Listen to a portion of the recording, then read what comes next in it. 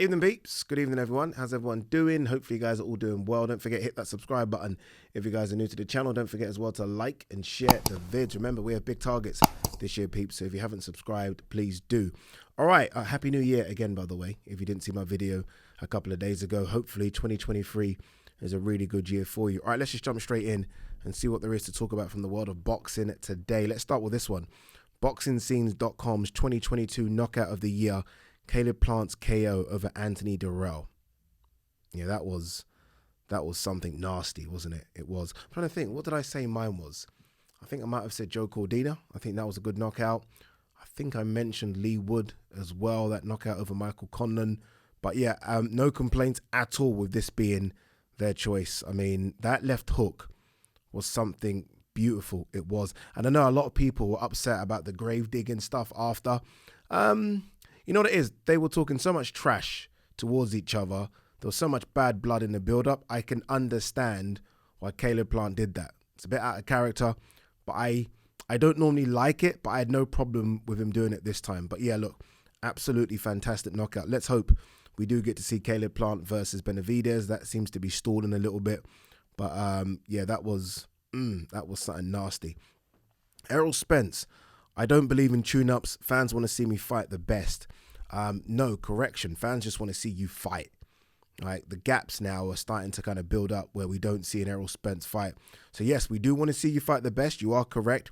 But more importantly, we just want to see you in the ring. We're not seeing enough of that in the last couple of years. Obviously, we know about the accident, and we know about the recent accident as well, and the torn, was it a torn retina? So he's had his injuries. So look, fair play. He's not, he's not just out of the ring for no reason, but we do want to see Errol Spence fight. There's a lot of talk about Errol Spence versus Keith Thurman for April. I mean, Keith Thurman, the fact that I'm talking about Errol Spence not being out the ring, Keith Thurman is below a part-time boxer. We barely see him in the ring. He fought Barrios back in February, and I thought, okay, this might be a run where we see Keith Thurman again. I remember Keith, after the Barrios win, saying that he was going to stay active. There was a lot of talk about him fighting in August. Nothing. So by the time, if it is Keith, and look, I still think it'll be a fun fight. If it is Keith, Keith would have been out the ring again for another 14 months.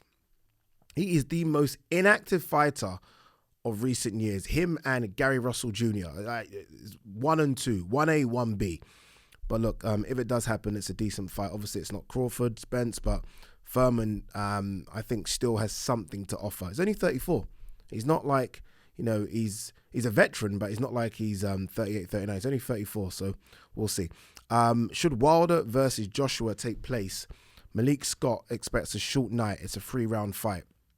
Yeah, I think I said this when I was doing my top 5 fights of 2023. I said I think it could be a Hagler Hearns type blowout. I really do. I don't expect it to go the distance. I mean, we all know Wilder's punch power. We've not really seen, like I think when this fight was first mentioned or first spoken about maybe 4 years ago, you felt like it was seriously puncher versus puncher, right? I mean, Wilder, we know, and AJ at the time was putting people to sleep as well. We haven't really seen that with AJ of late. We haven't seen that. You think about the Ruiz fight, the second one went to points. Pulev, yes, but it wasn't like Pulev was out cold. Like when Wilder puts you out, it's out cold. And then obviously the 2 Usyk fights. So we haven't seen Joshua put anyone to sleep recently. So, I mean, if it is a case of puncher versus puncher, then you've got to favour Wilder. I think AJ is a lot better boxer than Wilder, but I do think this is a shootout. So at the moment, as much as I'm a big AJ fan at the moment, I think momentum's key, and I think you'd have to favour Wilder for now. A lot can change in a few months. Lopez Senior hopes a showdown with Prograis happens. We're going to beat the S out of him. This man talks so much. He's almost starting to become a bit like Danny Garcia's father. Remember, obviously we don't really get to see him as much anymore, but he was like everyone wanted to fight him. I remember Zab Judah wanted to actually fight him. Like Amir Khan, he annoyed. Keith Thurman, he annoyed. This guy's becoming a bit like that. Look, after your son's most recent performance, I don't think you would favour Teofimo in a fight with Prograis now. I think Teofimo maybe needs 1, if not 2 more. Look, if it is what it is, if you go into it, then you go into it. You got to give Teofimo a chance because Teofimo is good. But based on their most recent performances, you'd have to favour Prograis. I think Prograis might be the best 140-pounder out there. Obviously, look, Josh Taylor beat him, but, you know, Josh Taylor's coming off that controversial Jack Catchall win. So Prograis might be the best out there. Teofimo, I think, still needs to work on some things. Not just mentally, by the way, like just boxing as well. Like, he seems to fall for the same traps all the time, especially against Sandor. Like, Sandor Martin kept catching him with that kind of sort of that back foot hook. Like, just kept on catching. I'm like, dude, stop. That's what I was thinking. I was like, can you not see what he's doing? So, yeah, there's a lot that needs to be worked on with Teofimo before I think he takes on the very best in the division. That being said, Sandor Martin's no slouch, and I think Sandor will cause a lot of people problems. Demetrius Andrade, if Charlo fight doesn't happen right away, Plant Benavidez winner is the next best option. I don't know what to say about Demetrius Andrade. I don't know if it's too harsh for me to say his career has been a disappointment. I'm not. That's unfair because this is a guy that's won belts at 154 and 160. He's a two-weight unbeaten world champion. Let's give him some respect. But he struggles desperately to have any marquee win on that resume. Like, I'm trying to think, what's the biggest win on Andrade's resume? Is it the Vans win? Is that it? And this is not disrespecting all his opponents, because look, you lace them up. I mean, at world level, I mean, you've got to be very, very good. So this isn't disrespecting his opponents, but when you consider the amount of talent that was around at 154, 160, and now the talent at 168, his resume, win or lose, should be solid. Win or lose. He had world titles, and that still didn't entice people to fight him. I mean, DAZN was supposedly offering good money. That still didn't entice people to fight him. Strange career. Very strange career. And what is he now, 34? Going up to 168, just chasing those big wins. I mean, will he get the Charlo fight next? I doubt it. I mean, you couldn't get it 5 years ago. You've got no belt now. I don't know what's the enticement now. It's not like he's a big draw and everyone's going to want to see it. It was a big fight 4 or 5 years ago. I don't think there's this clamour to see it. And the money that both are going to want, I doubt that it happens. Shame, honestly, big shame. Tyson Fury admits that an Usyk showdown won't be a walk in the park. Finally. No, of course it won't be. I think you got to take what Tyson Fury says with a pinch of salt. Tyson Fury understands that this is a tough task, and it should be. It's an undisputed heavyweight sort of title fight. All the marbles are on the line, right? This should be tough. I do think, though, that if Tyson Fury, and Tyson Fury's favourite, if Tyson Fury were to beat Usyk, this is so important for Tyson Fury's legacy.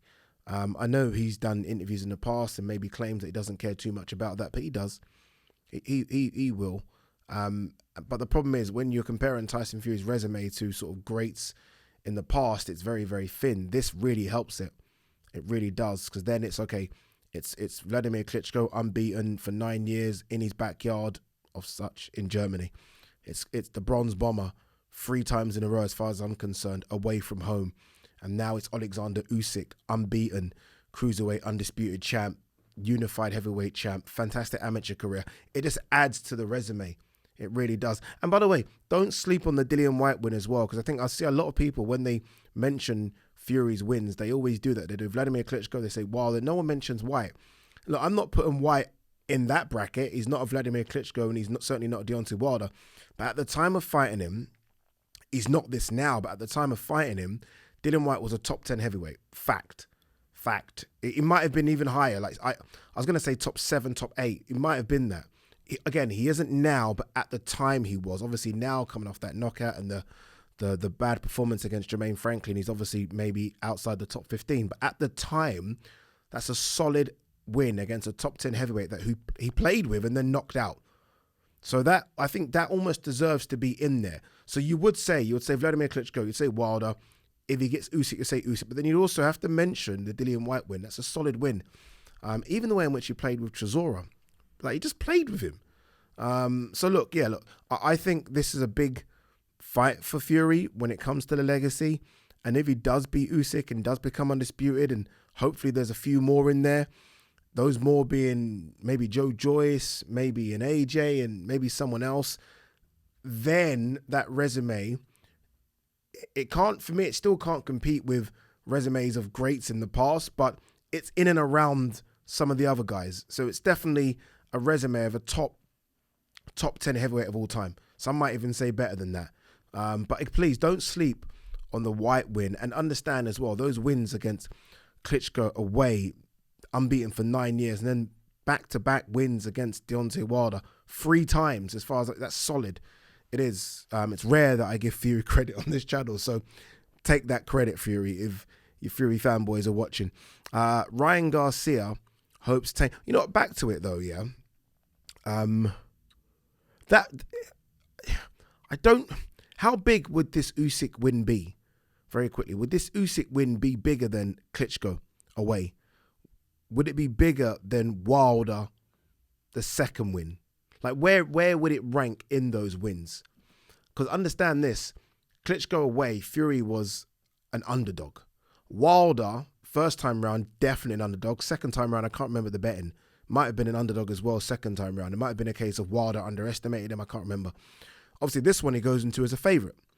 But would it be bigger than... I feel like this win against Usyk is bigger than Wilder. I don't know if it's bigger than Klitschko. Not sure. Ryan Garcia hopes Tank KOs Hector Luis Garcia. It will make our fight even more interesting. Well, you probably should be having a fight yourself, Ryan Garcia. Ryan should be fighting now. Not now. When was Ryan's fight date? I think Ryan's fight date was the week...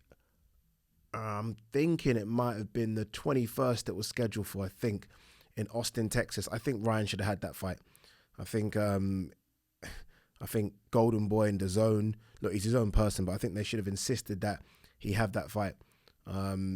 Yeah, I think him just sort of chilling. It's not like he's a 35-year-old and needs to rest the body. He's a young kid.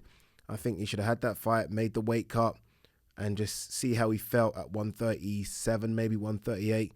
Remember, this fight is at 136, but hey, it is what it is. What we got here? Bob Arum interested in making Haney versus Lopez at 140 if both win upcoming belts. I can't even picture that yet. For me, I'm more Haney Shakur. I'd like to see that. Yeah, I'd like to see that a bit more than Haney Lopez. He's not going to make that fight yet. I doubt it. Why would he? They're two of these fighters. I doubt that he'd put two of these young killers in with each other now. I doubt it. But if he is, the ones we want to see is Haney Shakur. Man, you got to give Bob some respect, you know. Bob is still going. What is Bob now? Is he 90? Like, still going. Could easily just decide, you know what, let me put my feet up and, you know, pass the reins over. Bob Arum is 91. 91. He's still going to all the press conferences. Will still do all the media. Man, he, like, say what you want about him. I know Eddie likes to dig him sometimes, but you've got to give him some credit to still be going at 91. 91. Insane. Insane. And his memory as well. Like, you'll be doing interviews, unless he's got papers all around him, he'll just pick stuff off the brain still. Really, really sharp for his age. Sergio Martinez explains his desire to return to the top, win a world title. Mate, I don't know. Sergio Martinez is, what, 47, 48? Look, he was fantastic, I thought, many, many moons ago. That knockout of Paul Williams, still, to this day, one of the best knockouts I've ever seen. Just the connection. It's a shame that we just missed him versus GGG.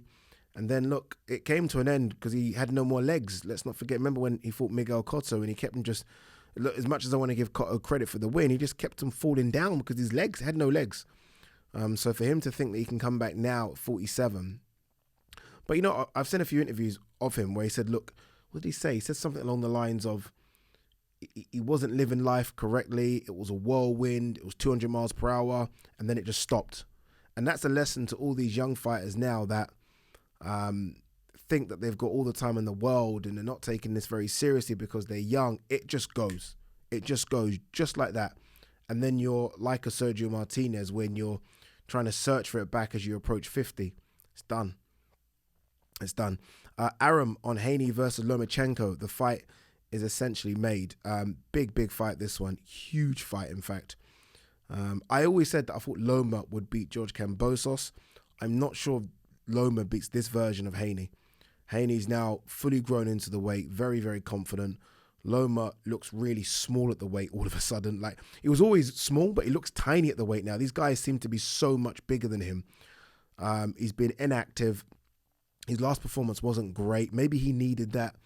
But yeah, I think Devon has got the beating of him, and that's hard for me to take, because for me, if they fought 2 years ago, wherever, I think Loma would have schooled him. But now I think Haney beats Lomachenko, and that might be that for Loma, by the way, if Haney does beat him. Anything else here? Bivol says he doesn't care about Canelo's plans, vows to be patient for the undisputed shot. Okay, so it sounds like Bivol is waiting for the winner of Beterbiev versus Anthony Yarde. There's a few people waiting. Callum Smith's waiting as well, because he is WBC mandatory. There was talk about Callum Smith versus Lyndon Arthur. That ain't happening. That's a shame, because I did really want to see Bivol versus Canelo at 168. I really did. It looks like they don't quite know what's going to happen with Canelo. Now, there's been some talk about John Ryder getting the opportunity, maybe. I don't know. I'd love to see Canelo just go straight for it, 168, straight for it. But that's a risky fight, man. Very, very risky fight. What else have we got here? Andrade, a bit more about him, says, I'm not going to go fight over in Zach Parker's country for 150 grand. Okay. Yeah, I just want to quickly see something about Demetrius Andrade. I just want to quickly look at his resume. I felt like I might have been a bit disrespectful. There is a win that I think I forgot. I know I said Vans, and I still think Vans is probably the best win, but I still think there's another one that I think deserves a bit more respect. Selecki, no. So this is his most recent. Okay, so he's fighting Demond Nicholson. Anyway, he's fighting Demond Nicholson. I didn't even know this was happening. The 7th of is that the undercard of? Anyway, look, I don't know. Before that was Jason Quigley. Before that, Liam Williams. Before that, Luke Keeler. Sulecki, decent. Akavov. Walter Katindokwa. That was the world title fight, remember? And I actually saw Katindokwa fight in Zimbabwe. Useless.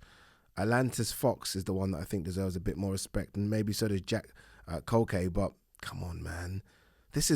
Honestly, this is so bad. So, all right, Walter Katindokwa, let's go down. Atlantis Fox, Jack Kolke, Willie Nelson, Dario Puchetta, Brian Rose, Vans. Jeez, man. Ain't great. But hey, it is what it is. All right, guys, girls, have a great day. I will see you probably tomorrow. Remember, we are doing the live watch-along for Gervonta Davis versus Hector Luis Garcia. I'll give you guys all the information throughout the week. Until then, peace and love.